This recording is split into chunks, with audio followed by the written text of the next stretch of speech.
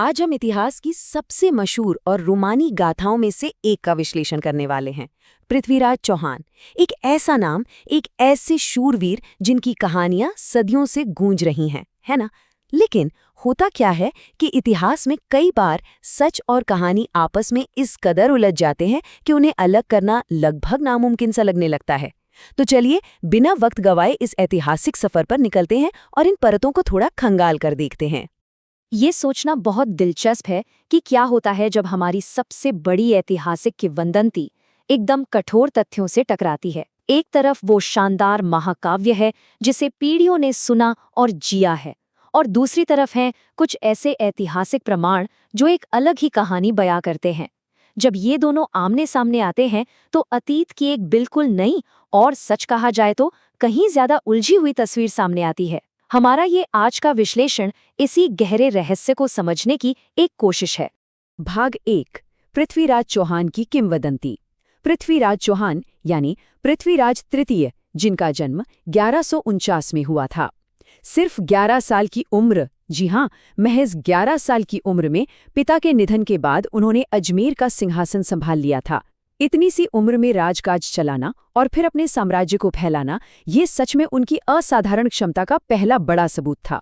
देखते ही देखते उन्होंने आस पड़ोस के शासकों को हराया और दिल्ली पर भी अपना दबदबा कायम कर लिया। अब एक दिलचस्प बात पर गौर करते हैं। पृथ्वीराज के जीवन की जो इतनी भव्य तस्वीर हम आज देखते हैं, उसका सबसे बड़ा स्रोत है पृथ्वीराज रासो। इसे लिखा था उनके दरबारी कवि और बेहद करीबी दोस्त चंदबरदाई ने। इसे हिंदी साहित्य का पहला महाकाव्य भी माना जाता है। ये सिर्फ कोई इतिहास की किताब नहीं है, बल्कि शौर्य, प्रेम और युद्ध का एक ऐसा जबरदस्त काव्यात्मक वर्णन है जिसने एक राजा को हमारी लोक कथाओं में हमेशा हमेशा के लिए अमर कर दिया। उस समय का जो राजनीतिक माहौल था वो काफी तनावपूर्ण था। कन्नौज के एक बहुत ही शक्तिशाली राजा थे जयचंद। उन्होंने अपना रुतबा और वर्चस्व साबित करने के लिए एक राजसूय यज्ञ का आयोजन किया।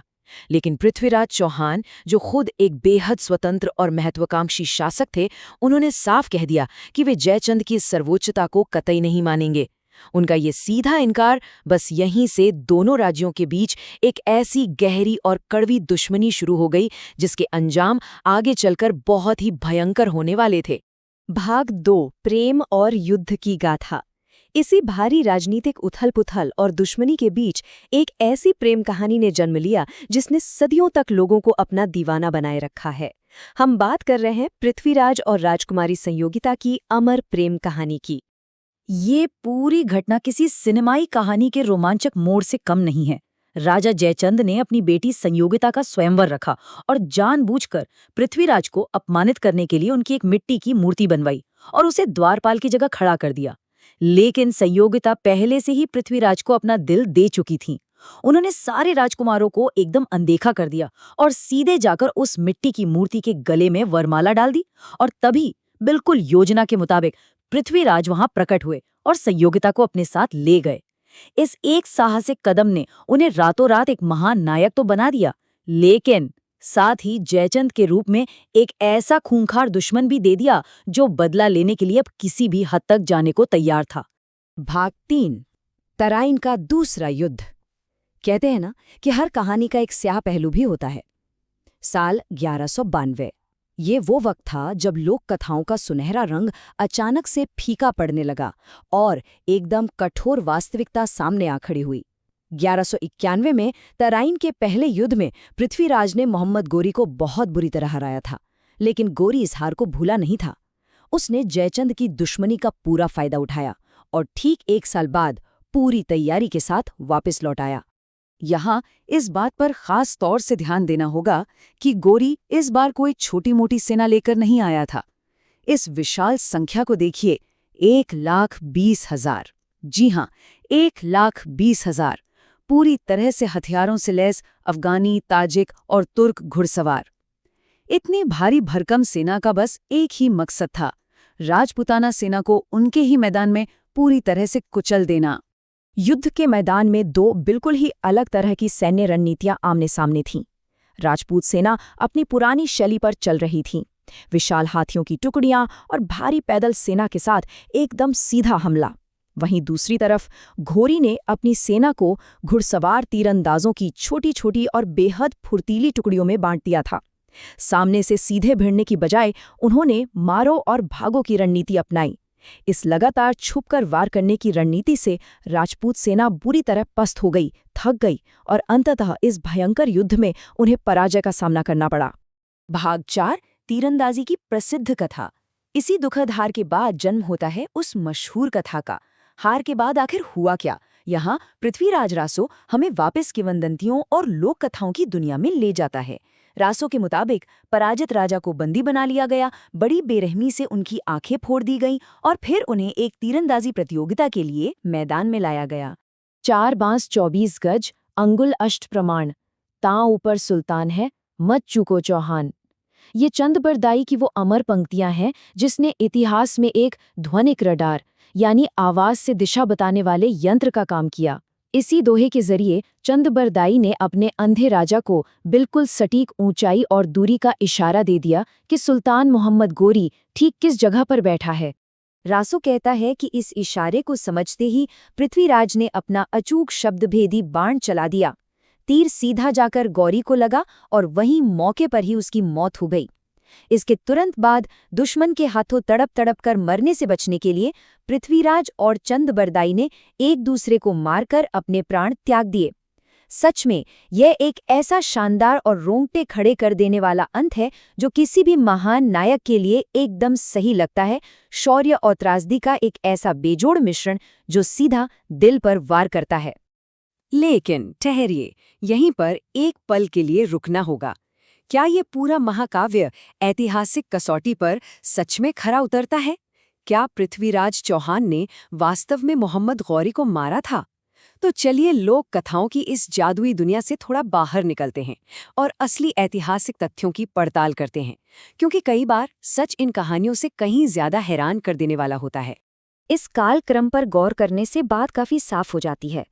तराइन का दूसरा युद्ध कब हुआ? 1192 में। कवि चंदबरदाई की मृत्यु का वर्ष क्या माना जाता है? 1200। लेकिन अगर हम कठोर ऐतिहासिक प्रमाणों की बात करें तो मोहम्मद गोरी की असली हत्या 1206 में खोखर जाटों द्वारा की गई थी। ये स्पष्ट रूप से देखा जा सकता है कि इस मशहूर तीरंदाजी की कथा और गोरी की वास्तविक मौत के बीच पूरे 14 साल का एक बहुत बड़ा अंतर है। ये फासला एक ऐसी भारी विसंगति है जो इस पूरी वीरगाथा पर एक बहुत बड़ा सवालिया निशान लगा देती है। भाग 5 ऐतिहासिक सत्य की खोज। अब सवाल ये है कि सच क्या है? इतिहासकार ये मानते हैं कि पृथ्वीराज रासो अपने मूल रूप में शायद उसी दौर में लिखी गई हो, लेकिन आज जो रासो हम पढ़ते हैं उसमें सदियों तक हजारों नए नए छंद जोड़े गए। 16वीं शताब्दी तक इसमें लगातार बदलाव होते रहे। इसलिए इसे 100% सटीक ऐतिहासिक दस्तावेज तो नहीं माना जा सकता। तो फिर आखिर भरोसा किस पर किया जाए? इतिहासकार इन महाकाव्यों की बजाय उस समय के समकालीन ऐतिहासिक प्रमाणों को देखते हैं। इनमें शामिल हैं हसन निजामी जैसे लेखकों के फारसी वृत्तांत जैसे ताजुल मासिर, जैन पांडुलिपियां जैसे प्रबंध चिंतामणि और इन सबसे भी ज्यादा महत्वपूर्ण मुद्रा शास्त्रीय प्रमाण यानी उस दौर के सिक्के जो बिना कुछ बोले ही बहुत बड़ी कहानी बयां कर देते हैं। और इन्हीं सिक्कों ने एक बहुत ही चौंकाने वाली असलियत दुनिया के सामने रख दी। दिल्ली के टकसाल से जारी हुए कुछ ऐसे सिक्के मिले हैं जिनके एक तरफ तो पृथ्वीराज का नाम है, लेकिन दूसरी तरफ मोहम्मद गौरी यानी मोहम्मद बिन साम का नाम खुदा हुआ है। इसका सीधा सा मतलब ये निकलता है कि पृथ्वीराज युद्ध के मैदान में नहीं मारे गए थे, बल्कि उन्होंने कुछ समय के लिए गौरी के अधीन रहकर एक जागीरदार के रूप में शासन किया था। समकालीन फारसी और जैन दोनों ही ग्रंथ एक ही दिशा में इशारा करते हैं। अजमेर में रहते हुए पृथ्वीराज ने गौरी के खिलाफ विद्रोह करने की एक गुप्त योजना बनाई, लेकिन उनकी ये योजना काम नहीं कर पाई। अपनों के ही धोखे का शिकार होकर वे पकड़े गए और राजद्रोह के आरोप में उन्हें मृत्युदंड दे दिया गया। युद्ध के मैदान की उस भव्य शहादत की जगह ये एक बहुत ही कड़वा और दर्दनाक राजनीतिक अंत था। भाग 6 मिथक से परे की विरासत। तो क्या ये कड़वी ऐतिहासिक सच्चाई उनके महत्व को कम कर देती है? इसका जवाब है बिल्कुल नहीं। हमें ये समझना होगा कि आखिर वो भव्य किंवदंती क्यों रची गई।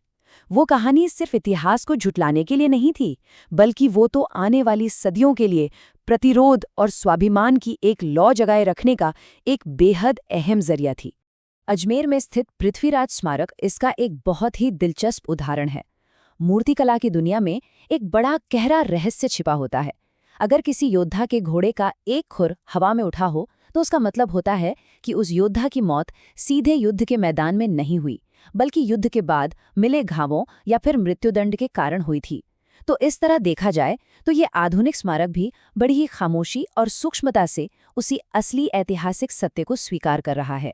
ये सच में एक हैरान कर देने वाली बात है। अंत में एक बहुत ही गहरा सवाल जहन में आता है। जब हम किंवदंतियों के इस आवरण को हटा देते हैं, तो क्या हम उस नायक की महानता को कम आंक रहे होते हैं, या फिर ये हमें ये समझने का एक मौका देता है कि कोई भी समाज अपनी हार से कैसे उभरता है और अपनी सांस्कृतिक स्मृति को, अपने सम्मान को कैसे जिंदा रखता है। पृथ्वीराज चौहान की कहानी सिर्फ कुछ ऐतिहासिक तथ्यों का लेखा जोखा नहीं है। ये इस बात का एक जीता जागता प्रमाण है कि प्रतिरोध की भावना और शौर्य का सम्मान किसी भी तारीखों या कालक्रम से कहीं ज्यादा मायने रखता है। हमारे इस खास विश्लेषण में साथ जुड़ने के लिए बहुत बहुत धन्यवाद।